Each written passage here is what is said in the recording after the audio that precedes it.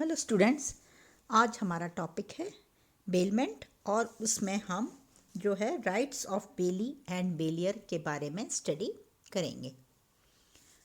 Now rights of a bailee यानी कि निक्षेप ग्रहीता के अधिकार। Now the first right is to recover expenses. In the contract of bailment, the bailee incurs expenses to ensure the safety of the goods. Now, according to section 158, the bailee has the right to recover such expenses from the bailier. यानी कि माल से संबंधित जो भी expenses किए गए हैं, आवश्यक व्यय किए गए हैं, वह निक्षेप ग्रहीता को निक्षेपी से प्राप्त करने का अधिकार होता है। यदि निक्षेप ग्रहीता को निक्षेप अनुबंध के अंतर्गत कोई पारिश्रमिक अथवा शुल्क नहीं मिलता है तो उसे निक्षेपित वस्तु के संबंध में किए गए सभी आवश्यक व्यय प्राप्त करने का अधिकार होता है।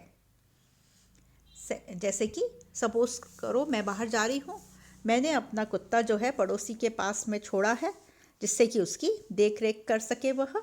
ऐसी स्थिति में उससे संबंधित जो भी एक्सपेंसेस वह पे कर रहा है, चाहे उसको खिलाने पिलाने पे खर्च कर रहा है, मेरी जो ड्यूटी है उसे देना और निक्षेप ग्रहीता का अधिकार है उस व्यय को प्राप्त करना। Second is right to remuneration. When the goods are bailed to the bailee, he is entitled to receive certain remuneration for services that he has rendered.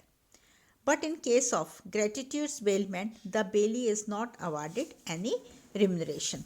Remuneration का अर्थ है कि यहाँ पर अगर हमने जो माल सौंपा है उससे संबंधित उसने जो भी हमें सर्विस प्रोवाइड की है उसका बेली को जो है अधिकार है कि उससे संबंधित वह सारे व्यय प्राप्त करे। जैसे कि हमने कार रिपेयरिंग के लिए दी है, कार रिपेयर हो गई है, तो अब यहाँ पर जो हमारा निक्षेप ग्रहीता है, जो यानी कि जिसको कि हमने हमारी कार को सर्विस करने के लिए दी है, उसको ये अधिकार है कि वह हमसे जो है हमने जो कार की रिपेयरिंग हुई है उसका पैसा उसे प्राप्त करने का अधिकार है। Third is right to lien. Bailee has the right over lien. By this we mean that if the bailier fails to make payment of remuneration or does not pay the amount due, the bailee has the right to keep the goods bailed in his possession till the time debtor dues are cleared. Now, according to section 70 and 71, bailee has two types of lien, particular lien and general lien. यानी कि जो हमारा ग्रहणाधिकार है, लीन का अर्थ है यहाँ पर ग्रहणाधिकार। जो निक्षेप ग्रहीता है वो अपने पास निक्षेपित माल तब तक रोके रखता है जब तक कि उसे उस वस्तु के संबंध में बकाया खर्चे, असाधारण व्यय या पारिश्रमिक या कोई शुल्क का भुगतान नहीं कर दिया जाता है। इस संबंध में यह है कि निक्षेप ग्रहीता को विशिष्ट ग्रहणाधिकार ही प्राप्त है, उसे सामान्य ग्रहणाधिकार नहीं प्राप्त है। जैसे कि हमने टेलर को कोई शर्ट स्टिच करने के लिए दी है, तो यहाँ पर टेलर को क्या अधिकार प्राप्त है कि जब तक कि भी मैं उसका जो सिलाई का पैसा है नहीं दे देती हूँ तब तक उसे वह शर्ट रोकने का अधिकार है। यानी कि उस कपड़े को जिसका कि उसने शर्ट सिला है अपने पास वह उसे तब तक रोक सकता है जब तक कि उससे संबंधित व्यय का भुगतान नहीं कर दिया जाता है। यानी कि जो शर्ट है उसकी सिलाई नहीं कर दी जाती है तब तक उसे शर्ट अपने पास रोके रखने का अधिकार होगा। इसे कहते हैं ग्रहणाधिकार। Fourth is right to recover compensation. At times a situation arises where bailor did not have the capacity to contract for bailment, such a contract causing loss to bailee. Therefore, the bailee has the right to recover such compensation from bailor. Now, according to section 168, bailee has the right to recover compensation. यानी कि उसे जो भी उसे हानि हुई है उस हानि की उसे पूर्ति प्राप्त करने का अधिकार है। यानी कि क्षतिपूर्ति की राशि में से भी उसे हिस्सा प्राप्त करने का अधिकार यहाँ पर दिया गया है। यदि तृतीय पक्षकार द्वारा निक्षेपित वस्तु के अधिकार अथवा उपयोग में किसी भी प्रकार की अड़चन पैदा करने के परिणाम स्वरूप उस पर कोई वाद भी प्रस्तुत होता है, तो ऐसे वाद के अंतर्गत किसी प्रकार से क्षतिपूर्ति की राशि मिलती है तो निक्षेप ग्रहीता तथा निक्षेपी अपने अपने अधिकारों के हिसाब से उस राशि का विभाजन कर सकते हैं।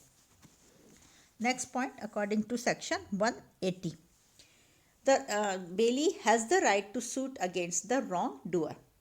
After the goods have been bailed and the third party deprives the bailee of use of such goods, then the bailee or bailier can bring an action against the third party. यानी कि तृतीय पक्षकार के विरुद्ध उसका क्या अधिकार है कि यदि कोई तृतीय पक्षकार या कोई अन्य व्यक्ति दोषपूर्ण रूप से निक्षेप ग्रहीता को उसके पास निक्षेपित माल को उपयोग में लेने अथवा अपने अधिकार में रखने से वंचित करता है अथवा हानि पहुंचाता है, तो ऐसी स्थिति में उसे वे सभी उपचार प्राप्त हो जाते हैं जो कि वस्तु के स्वामी को सामान्य परिस्थितियों में होते हैं। ऐसी स्थिति में निक्षेप ग्रहीता और निक्षेपी ऐसे तृतीय पक्षकार के विरुद्ध न्यायालय में वाद भी प्रस्तुत कर सकता है। Now the rights of a Bel-Air.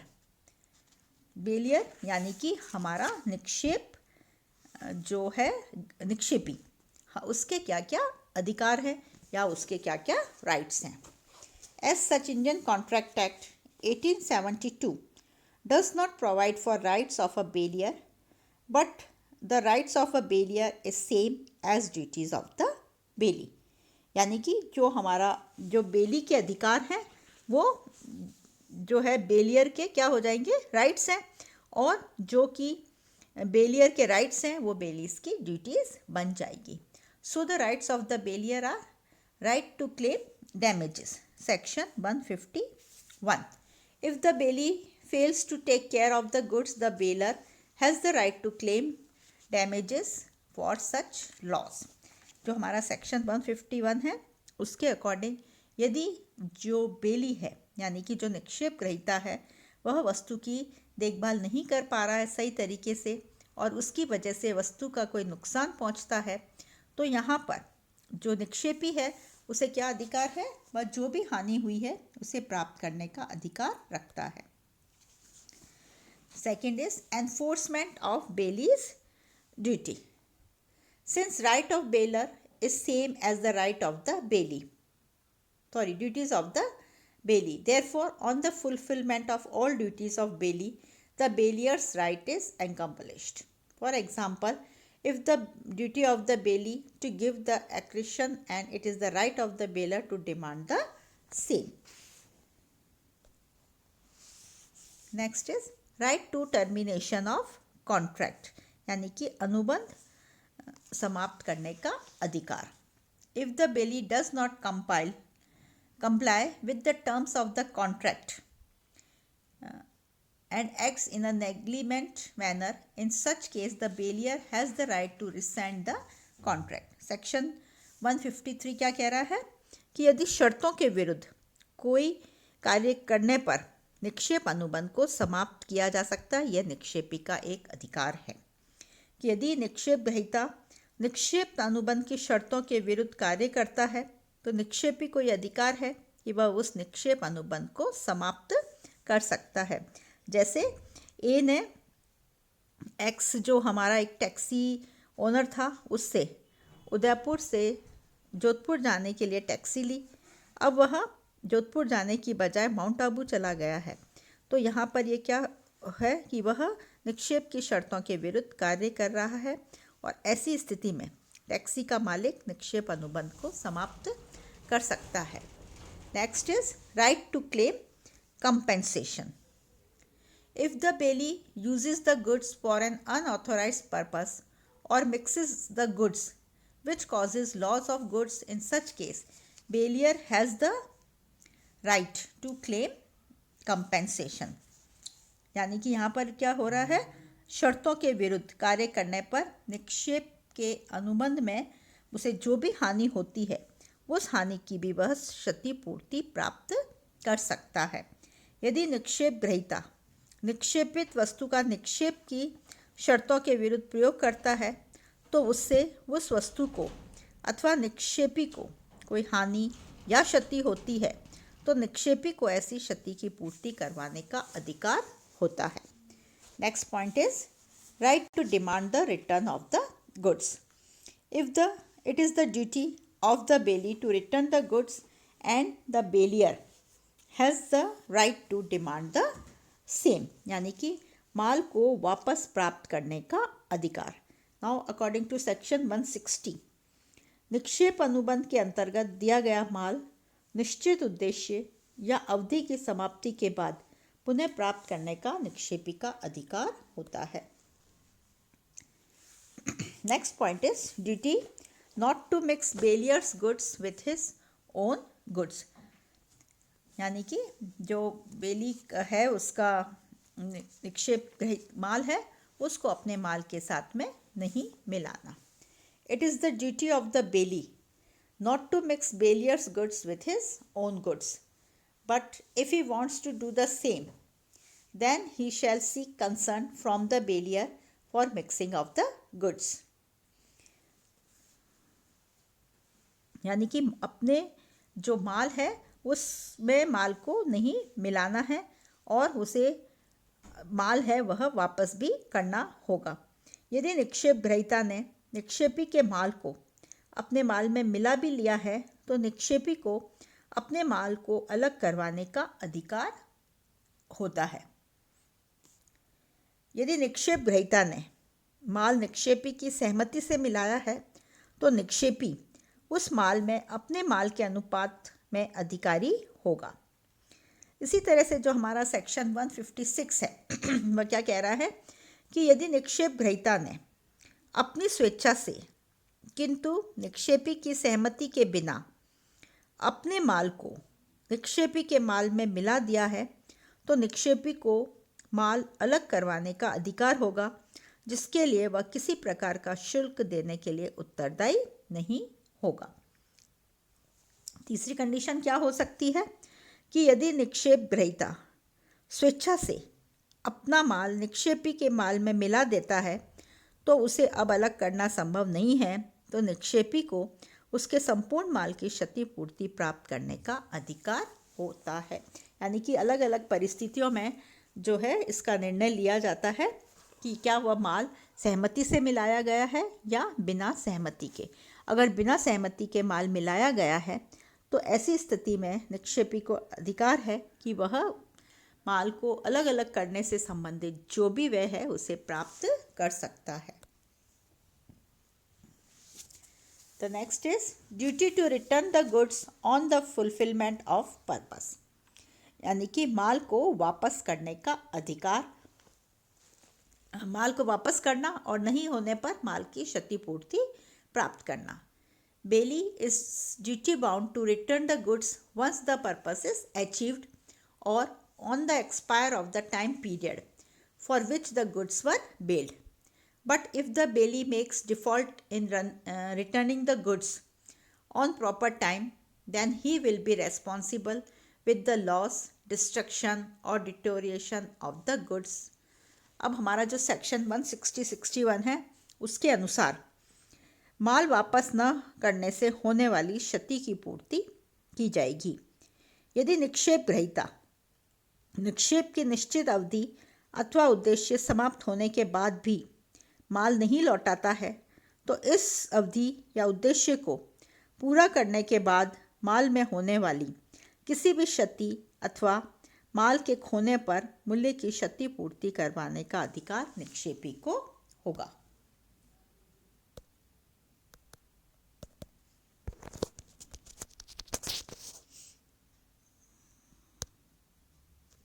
Duty to deliver the bailier increase or profit if any of the goods.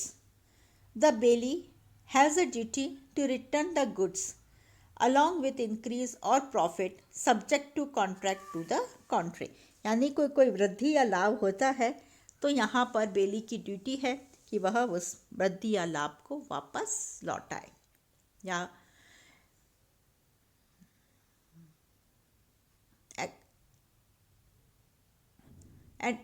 accretion that has occurred from the bailed goods is the part of the bailed goods, and therefore bailier has the right over such accretion, if any, and such accretion shall be handed over to the bailier along with the goods bailed. For instance, A leaves a cow in the custody of B, and cow gives birth to the calf.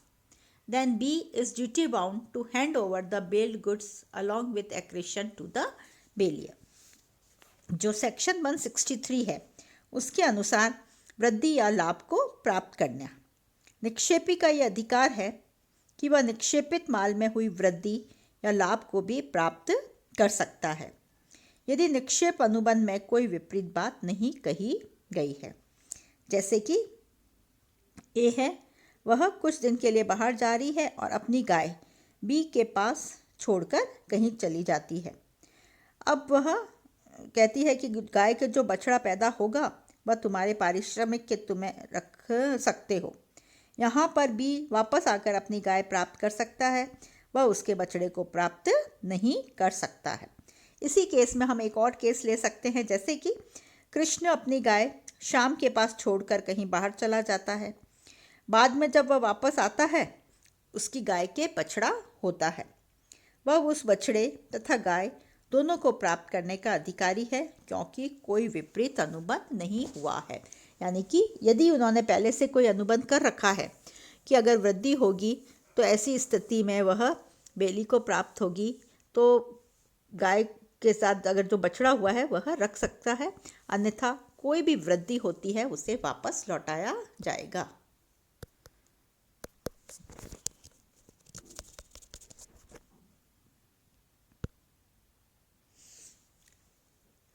Thank you.